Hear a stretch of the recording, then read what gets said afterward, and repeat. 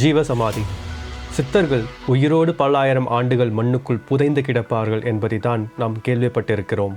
ஆனால் ஆசீவக நெறிப்படியான ஜீவசமாதி இப்படி நடக்காது.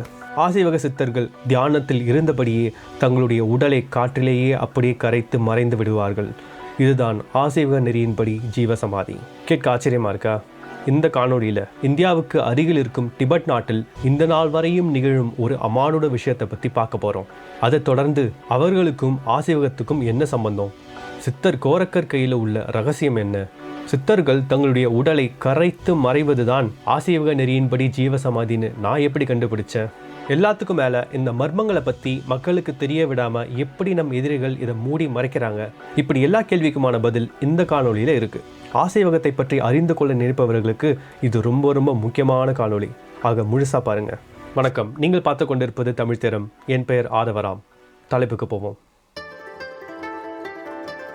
1998 ஆண்டு ஆகஸ்ட் மாதம் டிபெட் நாட்டில் நியாரோங் என்ற ஊரில் இருக்கிற லுமோராப் என்ற இந்த மடாலயத்தில் கென்போ அச்சோ என்கிற துறவி அவருடைய சீடர்களிடம் ஒரு செய்தியை சொல்கிறார். இன்னும் கொஞ்சம் நாட்களில் அவர் இறைவனிடம் சேர்ந்து விடுவார் என்பதுதான் அந்த செய்தி. கென்போ அச்சோ அவர்கள் சொன்னபடியே அடுத்த சில நாட்களில் அவருடைய மூச்சு பேச்சு நிற்குது, அவருடைய இதய துடிப்பும் நின்றுவிட்டது. அப்போதான் ஒரு மர்மமான சம்பவம் நடக்க ஆரம்பிக்குது. கென்போ அச்சோ அவர்களுடைய முகம் பொலிவு பெற ஆரம்பிக்குது, அவருடைய சுருக்கங்கள் மறைய ஆரம்பிக்குது. அவருடைய இருதய துடிப்பு நின்று இருந்தாலும் அவருடைய மார்பு பகுதியில் உஷ்ணம் இருந்துகிட்டே இருக்குது. என்ன நடக்குதுன்னு தெரியாமல் குழம்பி போன அவருடைய சீடர்கள் பக்கத்தில் இருக்கிற இன்னொரு மடாலயத்துக்கு ஓடி போய் அங்கே இருக்கிற பெரிய துறவி கிட்ட நடந்ததை சொல்கிறாங்க. விஷயத்தை கேட்ட அந்த பெரிய துறவி அந்த சீடர்களிடம் சில கட்டளைகளை விதிக்கிறார். அந்த கட்டளைகள், கென்போ அச்சோ அவர்களுடைய உடலை ஒரு தனி அறையில் வைத்துவிட்டு அதன் பின் அவரது உடலை யாரும் தொடக்கூடாது. அவரது உடல் துணிகளால் எப்பொழுதும் மூடியிருக்க வேண்டும். அடுத்த ஒரு வாரத்திற்கு வெளியில் இருந்தபடியே பூஜைகள் செய்யுங்கள். ஆனால் என்ன நடந்தாலும் அந்த அறைக்குள்ளே யாரும் போகக்கூடாது. அதே போல் அந்த சீடர்களும் செய்கிறார்கள். இதை செய்த பின் அந்த அறைக்குள்ளே என்ன நடக்குதுன்னு வெளியிருந்து பார்த்த சீடர்களுக்கு ஒரு அதிர்ச்சி. நேரமாக ஆக கென்போ அச்சோ அவர்களுடைய உடல் கொஞ்சம் கொஞ்சமாக சுருங்கி கொண்டே போகுது. இப்படி அவர் உடல் சுருங்க ஆரம்பித்ததும் மேலும் சில மர்மமான விஷயங்கள் அங்கே நடக்க ஆரம்பிக்குது. அந்த மடாலயத்துடைய கூரைக்கு அருகிலேயே வானவில் தெரிய ஆரம்பிக்குது. காற்றில் ஒருவித நறுமணம் வீச தொடங்குது. தூரத்திலிருந்து யாரோ என்ற மந்திரத்தை ஓதுவது போல சத்தம் கேட்டுக்கொண்டே இருக்கிறது. அடுத்த சில நாட்களுக்கு இது நடந்து கொண்டே இருக்க ஒரு பெரிய பந்து போல வெளிச்சம் அங்கே தெரிகிறது. ஒரு வாரம் கழித்து சீடர்கள் அந்த அறைக்குள்ளே போய் அந்த துணி எடுத்து பார்க்குறாங்க. அங்கே கென்போ அச்சோ அவர்களுடைய உடல் காணவில்லை. இப்படித்தான் கென்போ அச்சோ அவர்களின் உடல் தன் சீடர்கள் கண் முன்னே கற்பூரம் கரைவது போல மெல்ல மெல்ல கரைந்து முழுதாய் மறைந்து விட்டது. இது வரைக்கும் அந்த சீடர்கள் அப்படி ஒரு அதிசயத்தை பார்த்ததில்லை.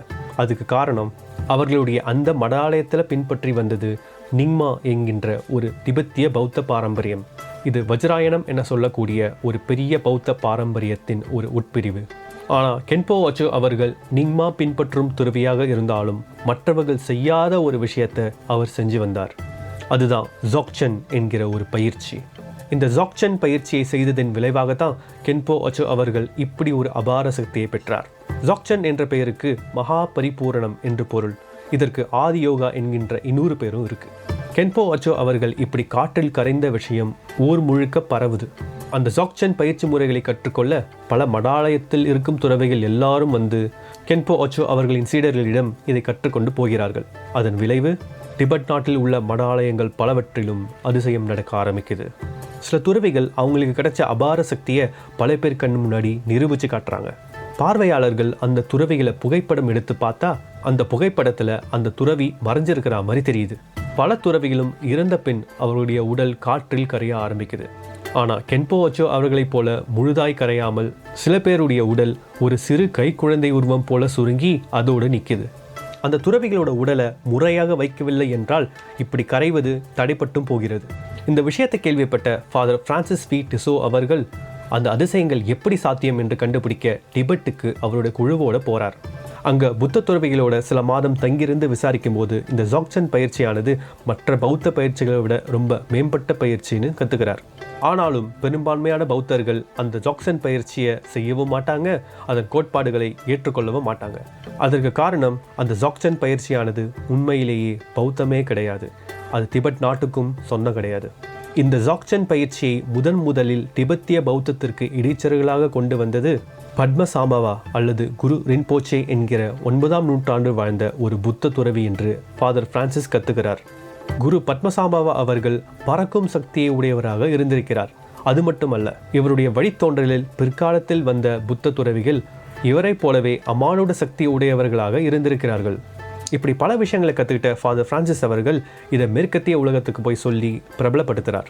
ஜாக்சன் பயிற்சியை பின்பற்றிய துறவிகள் தங்கள் இறுதி நாட்களில் காற்றில் கரைந்து மறைந்து போகும் இந்த தன்மைக்கு ரெயின்போ பாடி என்று பெயரிடுகிறார்கள் ஆங்கிலேயர்கள். இந்த ஜாக்சன் பயிற்சி உலகம் முழுக்க பிரபலமாக தொடங்குது. இன்றும் கூட சுமார் 5 ஆண்டுகளுக்கு ஒரு முறை இங்கே இருக்கிற புத்த துறவிகள் இப்படி கரைந்து மறைகிறார்கள். இதை நாம் நேரிலும் சென்று காணலாம். இவ்வளவு புகழ்பெற்ற பத்மசாம்பவா அவர்கள் இந்தியாவிலிருந்து வந்தவர் என்பது மட்டும்தான் அந்த துறவிகளுக்கு தெரியும். மற்றபடி அவருடைய பூர்வீகம் என்னன்னு யாருக்கும் தெரியாது. சில பேர் கரப் தோர்ஜே என்ற ஒரு குருதான் அவருக்கு ஜாக்சன் பயிற்சியை சொல்லி கொடுத்ததாக நம்புகிறாங்க. ஆனாலும் ஜாக்சன் பயிற்சியின் உண்மையான பூர்வீகம் எது என்று யாராலும் இதுவரை உறுதியிட்டு சொல்ல முடியல. இப்படி பல மர்மங்கள் நிறைந்த இந்த ஜாக்சன் பயிற்சியின் உண்மையான பூர்வீகம் ஆசிவகம் என்பதும் இது தமிழ்நாட்டில் இருந்துதான் பரவியது என்பதும் நான் ஆதாரத்தோடு கண்டுபிடிச்சேன். மொத்தம் 3 ஆதாரங்கள் இருக்கு.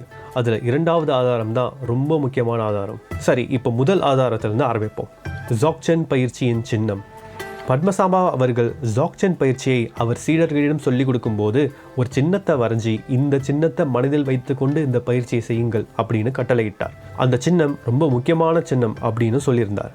அன்றிலிருந்து வழி வழியாக வந்த எல்லா சீடர்களுமே இந்த சின்னத்தை வச்சு தான் பயிற்சி செஞ்சு வந்தாங்க.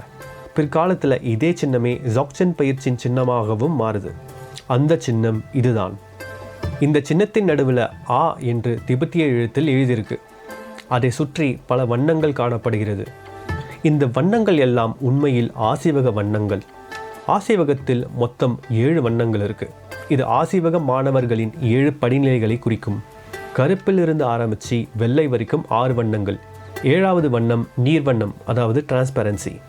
இந்த சின்னத்தில் கருப்பை தவிர்த்து ஏனைய வண்ணங்கள் எல்லாமே அதே வரிசையில் இருக்கு. கடைசி வண்ணம் நீர்வண்ணம் என்பதால் அதை அங்கே காட்டலை. இந்த கடைசி நிறமான நீர் வண்ணத்தில் ஒரு மிகப்பெரிய ரகசியம் ஒளிஞ்சிருக்கு. 6வது படிநிலையான வெள்ளை நிலை வரைக்கும் தான் ஆசிவக சித்தர்கள் தன் பூத உடலோடு அடையும் கடைசி படிநிலை. இதற்கு மேலே உள்ள படிநிலைக்கு போக வேண்டும் என்றால் சித்தர்கள் தங்களுடைய பூத உடலை ஒளி உடலாக மாற்றிதான் போக முடியும். இப்படியாக சித்தர்கள் ஒளியாக மாறும்போது தங்களுடைய பூத உடல் கரைந்து மறைந்து போவதை குறிக்கத்தான் ஆசிவகத்தின் 7வது படிநிலை வண்ணமாக கண்களுக்கு தெரியாத நீர்வண்ணத்தை குறித்து வச்சிருக்காங்க நம் முன்னோர்கள். இதனால தான் இந்த ஜாக்சன் பயிற்சியை பின்பற்றும் துறவிகள் தங்களுடைய வாழ்நாள் இறுதியில் அவர்களின் பூத உடல் கரைந்து மறைந்து ஒளியாக மாறி அடுத்த படிநிலைக்கு செல்கிறார்கள். குரு பத்மசாம்பவா அவர்கள் ஆசிவகத்திலிருந்து இந்த பயிற்சியை கற்றார் என்ற ரகசியத்தை உணர்த்ததான் ஆசிவகத்தின் வண்ணங்களையே ஜாக்சன் பயிற்சியின் சின்னமாக மாற்றியிருக்கிறார். இந்த விஷயத்தை நான் 2020ஆம் ஆண்டே கண்டுபிடிச்சிட்டேன். ஆனால் ஆசிவகத்தில் இருந்து தான் ஜாக்சன் பயிற்சி போனது என்பதற்கு இந்த ஒரு சான்று மட்டும் போதாது.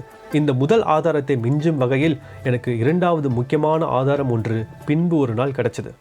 அதுதான் அறிவர் ஆதிசங்கரன் ஐயா அவர்கள் ஜீவசமாதி அடைந்த விதம். நமது வாழ்நாளில் நம்மோடு வாழ்ந்த ஒரு மிகப்பெரிய ஆசிவக சித்தர் அறிவர் ஆதிசங்கரன் ஐயா அவர்கள் ஒருவர் மட்டும்தான். சேயாறு ஆற்றங்கரையில் பல ஆண்டுகளாக கோரக்கர் அறிவர் பள்ளி என்னும் ஆசீவக பள்ளியை நடத்தி வந்தார். இவர் 2021ஆம் ஆண்டு சித்ரா பௌர்ணமி நன்னாளில் ஜீவசமாதி அடைந்தார். இவர் ஜீவசமாதி அடையும் போது என்னென்ன நிகழ்வுகள் நடந்தது என்று யாரும் இதுவரை தெளிவாக விளக்கியதில்லை. அதை நான் இப்பொழுது விளக்கப் போகிறேன். அறிவர் ஆதிசங்கரன் ஐயா அவர்கள் அந்த சித்ரா பௌர்ணமி நாளன்று தான் ஜீவசமாதி அடைவார் என்பதை அவர் 4 வருடம் முன்பாகவே அவருடைய மாணவர் ஒருவரிடம் சொல்லியிருந்தார். சொல்லியபடியே அன்று விடியற்காலை அவர் அசைவில்லாமல் கிடக்க அவரை தூக்கி கொண்டு மருத்துவமனைக்கு சென்றார்கள். மருத்துவர்களும் தன்னால் முடிந்ததை செய்தார்கள். ஆனால் பலனில்லை. அவருக்கு இதய துடிப்பு இல்லாததால் அவர் இறந்ததாக மருத்துவர்கள் அறிவித்தார்கள். இதை மருத்துவ உலகில் கிளினிக்கல் டெத் அப்படின்னு சொல்லுவாங்க. அவரது உடலை கோரக்கர் அறிவர் பள்ளிக்கு திரும்ப கொண்டு வந்த பின் சில விடயங்களை கவனிக்க ஆரம்பித்தார்கள். அவருடைய தலையிலும் மார்பிலும் உஷ்ணம் இருந்துகிட்டே இருந்துச்சு. கைகால்களும் இறுகவே இல்லை. அவருக்கு பூஜை செய்துவிட்டு அன்று மாலை அவரை சமாதிக்குள் சம்மணங்காலிட்டு உட்கார வைக்கும் பொழுது வழக்கத்துக்கு மாறாக அவருடைய உடல் ரொம்ப இலகுவாக இருந்திருக்கு. அந்த சமாதியை மூடிய பின் மேலும் பல மர்மமான விஷயங்கள் அங்கே நடக்க ஆரம்பிச்சிருக்கு. அடுத்த கொஞ்சம் நாட்களுக்கு காற்றில் சந்தனம் மற்றும் ஜவ்வாது கலந்த ஒருவித நறுமணம் வீசிக்கிட்டே இருந்திருக்கு. சமாதிக்கு அருகில் என்கின்ற ஒரு மந்திர ஒலி கேட்டுக்கொண்டே இருந்தது. அடுத்த சில நாட்களில் அங்கே தங்கியிருந்த மாணவர்கள் ஒருவித ஒளியை அந்த சமாதி அருகே கண்டார்கள். திபெத் நாட்டில் கென்போ அச்சோ அவர்களுக்கும் மற்ற துறவிகளுக்கும் என்ன நடந்ததோ அதே விஷயம் அச்சுப்படாமல் அறிவர் ஆதிசங்கரன் ஐயாவிற்கும் நடந்தது. இப்படி அங்கே வீசிக்கொண்டே இருந்த அந்த நறுமணம், என்கின்ற ஒரு சத்தம், அவர்கள் கண்ட அந்த ஒளி, இவை அனைத்தும் சித்தர்கள் தங்கள் பூத உடலை கரைத்து ஒளி உடலாக மாறும்போது நடக்கும் நிகழ்வுகள். இந்த நிகழ்வானது நடக்கும்போது அவர்களின் உடலில் வெளிச்சம் பட்டாலோ அல்லது உடலை மற்றவர்கள் தொட்டாலோ இந்த மாற்றமானது முழுதாக நடக்காமல் தடைபெறவும் வாய்ப்பு உள்ளது. சில புத்த துறவிகளுக்கு ஆனது போல. அறிவர் ஆதிசங்கரன் ஐயாவுடைய உடல் சமாதிக்குள் பத்திரமாக இருந்ததால் அவருடைய உடல் முழுமையாக ஒளியாக மாறியிருக்கும். அவர் மறைந்திருப்பார். இப்படியாக நாம் சற்று முன் பார்த்த அந்த புத்த துறவிகளுக்கு என்ன நடந்ததோ அதேதான் அறிவர் ஆதிசங்கரன் ஐயாவுக்கும் நடந்தேறி இருக்கும் என்பதில் ஐயமில்லை. ஐயா ஜீவசமாதி அடைந்த பின் அவருடைய மாணவர்கள் அவர்களுடைய இணையதளத்தில் இந்த அறிவிப்பை வெளியிட்டனர். அதில் அறிவர் ஆதிசங்கரன் ஐயா அவர்கள் ஒளி உடலை அடைந்தார் என்று குறிப்பிட்டிருக்கு. அதற்கு கீழே அவர் உடலழியா நிலையான நல்வெள்ளை நிலையை அடைந்தார்னு எழுதியிருக்கு. இவ்வாறாக பூத உடலை ஒளி உடலாக மாற்றிய பின் அவர்களுக்கு அழிவே இல்லை. அவர்கள் எங்கும் நிறைந்திருப்பர். அவர்களுக்கு மறுபிறவி கூட கிடையாது. இந்த நிலையத்தான் வீடு பேறு என்று அழைத்தார்கள். இந்த நல்வெள்ளை நிலை என்பது நீர்வண்ண நிலையை குறிக்கும். அறிவர் ஆதிசங்கரன் ஐயா எழுதிய ஆசீவக மரபின் அழியா சின்னங்கள் என்கிற இந்த புத்தகத்துல என்ன குறிப்பிட்டிருக்காருன்னா, இந்த 18 நிலைகளை கடந்த பின் அடைவதுதான் நல்வெள்ளை படிநிலைன்னு சொல்லியிருக்கார். அந்த 18 என்பது வேறு ஒன்றுமில்லை, நான் முன்பு கூறிய ஆசிவகத்தின் 6 வண்ணங்கள் ஒவ்வொன்றிற்கும் 3 உட்பிரிவுகள் இருக்கு.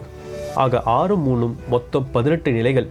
ஆக நீர்வண்ணம், நல்வெள்ளை, நிறமிலி, ஒளி உடல் அல்லது ஒளி தேகம் ஆகிய அனைத்துமே ஒன்றுதான். இப்படி சித்தர்கள் தங்களுடைய உடலை ஒளி உடலாக மாற்றுவதைத்தான் ஜோதி ஆகுவதுன்னு சொல்லுவாங்க.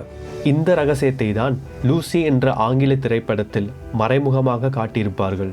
அதில் லூசி என்ற கதாபாத்திரத்தின் மூளையின் சக்தி அதிகரித்து கொண்டே போகும்போது ஆரம்பத்தில் அதீத புத்தி கூர்மையை பெறுவார். அதை தொடர்ந்து சக்தி மேலும் அதிகரிக்க நம் சித்தர்களைப் போல அமானுட சக்திகளை பெறத் தொடங்குவார். ஒரு கட்டத்தில் அவர் 100 விழுக்காடு சக்தி பெற்றவுடன் அனைவரின் கண் முன்னே திடீரென மறைந்து விடுவார். அவர் எங்கே இருக்கிறார் என்று அனைவரும் கேட்க, நான் அனைத்து இடத்திலும் இருக்கிறேன் என்ற செய்தி மாயமாய் கைபேசியில் தோன்றும். இதுவரை கிடைத்த ஆதாரங்கள் போதாதுன்னு எனக்கு மேலும் ஒரு ஆதாரம் கிடைச்சது. இப்படி ஒரு ஆதாரம் கிடைக்கும்னு நானே எதிர்பார்க்கல. அதுதான் சித்தர் கோரக்கரின் விரல்கள். அந்த 3வது ஆதாரத்தை பார்க்கறதுக்கு முன்னாடி சப்ஸ்கிரைப் பண்ணாதவங்க உடனே சப்ஸ்கிரைப் பட்டனை தட்டுங்க. சித்தர்கள் மற்றும் துறவிகள் என்னென்ன பயிற்சிகளெல்லாம் செஞ்சு தங்களுடைய பூத உடலை ஒளியாக மாற்றுகிறார்கள் என்று தெரிந்து கொள்ள ஆர்வமாக இருந்தீங்கன்னா உடனே இந்த காணொலியை லைக் பண்ணுங்க. இந்த காணொலி 4000 லைக்ஸ் தாண்டும் போது எனக்கு தெரிஞ்ச ரகசியங்கள் எல்லாமே ஒரு தனி காணொலியாக வெளியிடுவேன். ஆக மறக்காம லைக் பண்ணுங்க. இதை மற்றவங்களுக்கு ஷேர் பண்ணி லைக் போட சொல்லுங்க. சரி, இப்போ 3வது ஆதாரத்தை பார்ப்போம். அறிவர் ஆதிசங்கரன் ஐயா கோரக்கர் எனும் சித்தரை குருவாக ஏற்று அவருடைய குறிப்புகள் மற்றும் வழிமுறைகளை பின்பற்றி வந்தார். அதன் காரணமாக தன்னுடைய பெயரிலேயே தன் குருவுடைய பெயரை இணைத்து கொண்டு அறிவர் கோரக்கர் ஆதிசங்கரன் என்று அழைக்கப்பட்டு வந்தார். இப்படியாக ஒரு நாள் தன்னுடைய மாணவருக்கு சித்தர் கோரக்கரை பற்றின ஒரு ரகசியத்தை முன்பே சொல்லியிருந்தார். சித்தர் கோரக்கர் அவர்களின் கையில் 6 விரல்கள் இருந்தது என்பதுதான் அந்த ரகசியம். இந்த விஷயத்தை அவருடைய மாணவர்கள் அப்போ பெருசா எடுத்துக்கல. பின்பு அறிவர் ஆதிசங்கரன் ஐயாவுடைய ஜீவசமாதி நாளன்று மேலும் ஒரு மர்மமான விஷயத்தை அங்க மாணவர்கள் கவனிக்கிறாங்க. அறிவர் ஆதிசங்கரன் ஐயா அவர்களுடைய கையில் அன்று 6 விரல்கள் இருந்தது. மாணவர்களுக்கு அதிர்ச்சி. அன்று ஐயாவை நேரில் காண நூற்றுக்கணக்கான மக்கள் வந்து குவிந்தனர். அன்று பலரும் ஐயாவுடைய கையில் 6 விரல்கள் அன்று இருந்ததை கண்டு குழம்பி போனார்கள். இது எப்படி சாத்தியம் என்று யாருக்கும் தெரியல. சித்தர் கோரக்கர் அவர்களின் அருளால் தன்னுடைய சீடரான அறிவர் ஆதிசங்கரன் ஐயாவிற்கும் குருவை போலவே 6 விரல்கள் அன்று வந்துவிட்டது என்று மாணவர்கள் சொன்னார்கள். இதே மர்மம் டிபெட் நாட்டிலும் நடந்தேறியது. டிபெட் நாட்டிற்கு ஜாக்சன் பயிற்சியை அறிமுகப்படுத்திய குரு பத்மசாம்பாவா அவர்கள் சென்ற இடங்களெல்லாம் அவருடைய சக்திகளை பயன்படுத்தி வெறும் கைகளாலேயே பாறைகளை உருக்கி தன் கைத்தடங்களையும் கால் தடங்களையும் பதிப்பார். இப்படி பல இடங்களில் இவருடைய கைத்தடங்கள் இருக்கும்போது ஒரே ஒரு இடத்தில் மட்டும் அவருடைய கை பதிப்பானது 6 விரல்களோடு காணப்படுகிறது. இது நேரில் சென்று ஆராய்ச்சி செய்து கண்டுபிடித்து வெளி உலகத்திற்கு சொன்னது டேவிட் வில்காக் எனும் ஆராய்ச்சியாளர். ஆனாலும் டேவிட் வில்காக் அவர்கள் அவருடைய அனுமானத்தில் ஒரு தவறை செய்துவிட்டார். குரு பத்மசாம்பவா அவர்கள் ஒரு வேற்று கிரகவாசி, ஒரு ஏலியன். அதனால தான் அவருக்கு 6 விரல் இருந்ததாக டேவிட் வில்காக் தவறாக கருதினார். ஆனால் நமக்கு தெரியும் அவர் வேற்றுகவாசி கிடையாது. இது சித்தர்களுக்கு மட்டும் கிடைக்கக்கூடிய ஒரு அபூர்வ சக்தி. அதனால தான் மற்ற இடத்தில் அவருடைய கைத்தடமானது 5 விரல்களோடு இருந்தாலும் அவருடைய ஒரு கைத்தடம் மட்டும் 6 விரல்களோடு காணப்படுகிறது. அநேகமாக இது அவர் ஜீவசமாதி அடைந்து ஒளி உடலாக மாறும் நாளன்று பதித்ததுன்னு நினைக்கிறேன். லூசி திரைப்படத்திலும் கூட ஒரு காட்சியில் லூசி தன்னுடைய அமானுட சக்தியை நிரூபித்து காட்டும் போது தன் கையில் 6வது விரலை உருவாக்கி காட்டுவார். ஆக குரு பத்மசாம்பவா அவர்களுக்கும் சித்தர் கோரக்கர் மற்றும் ஆசீவகத்திற்கும் ஏதோ ஒரு தொடர்பு இருக்கு என்பது இதன் மூலமாக நிரூபணமானது. இந்த குரு பத்மசாம்பவா அவர்கள் தன்னுடைய கை விரல்களை மட்டும் பாறையில பதிக்கல. அவர் வெறும் கையால பாறைகளை உருக்கி விநாயகர் சிலையை கூட செய்திருக்கிறார். இதுவும் அவர் ஆசீவகத்தின் ஞாபகார்த்தமாக தான் செய்திருக்கிறார் என்பதற்கு கூடுதல் சான்று. ஆக மொத்தத்துல குரு பத்மசாம்பவா அவர்கள் சொல்லி கொடுத்த ஜாக்சன் பயிற்சி முறையின் சின்னம், அதே குரு பத்மசாம்பவா அவர்கள் கைகளால் உருவாக்கிய விநாயகர் சிலை, ஜாக்சன் பயிற்சி செய்த துறவிகள் தன் இறுதி நாட்களில் கரைந்து மறைந்து போகும் நிகழ்வு, அறிவர் ஆதிசங்கரன் ஐயாவிற்கும் திபெட்டிய ஜாக்சன் துறவிகளுக்கும் உள்ள ஒற்றுமை, சித்தர் கோரக்கர் அவர்களின் சீடர்களுக்கு கிடைக்கும் 6வது விரல், இப்படி பல ஆதாரங்களை ஒன்றாக சேர்த்து பார்க்கும்போது ஆசீவகத்தில் இருந்துதான் ஜாக்சன் பயிற்சி திபெத்திய பௌத்தத்திற்கு சென்றது என்பதும், ஆசீவக சித்தர்கள் தியானத்தில் சென்று தங்களுடைய உடலை கரைத்து ஒளியாக மாறி மறைந்து விடுவதுதான் ஆசீவக நெறியின்படி ஜீவசமாதி என்றும், இதைத்தான் ஆசீவகர்கள் 7வது நிலையாக நீர் வண்ணம், அதாவது நல்வெள்ளை நிலை என்று சொல்கிறார்கள் என்பது ஆதாரத்துடன் நிரூபணமானது. கடந்த பல்லாயிரம் ஆண்டுகளாக பல்லாயிரக்கணக்கான ஆசீவக சித்தர்கள் இவ்வாறாக ஒளியாக மாறி மறைந்திருக்கின்றனர். சரி, இந்த காணொளியில ஆசீவகத்தில் இருந்துதான் ஜாக்சன் பயிற்சி திபெத்திய பௌத்தத்திற்கு சென்றது என்பதும், ஆசீவகத்தின் 7வது நிலையான நல்வெள்ளை நிலையை பற்றியும், சித்தர்கள் ஜோதியாகும் போது அவர்கள் உடலில் என்னென்ன நடக்கும் என்ற ரகசியத்தையும் நீங்க கத்துக்கிட்டீங்க. இதே போல அடுத்த காணொளியில வேறு ஒரு ஆசீவக ரகசியத்தை பத்தி பார்ப்போம். லைக் பண்ணுங்க, ஷேர் பண்ணுங்க, சப்ஸ்கிரைப் பண்ணுங்க. நன்றி, வணக்கம்.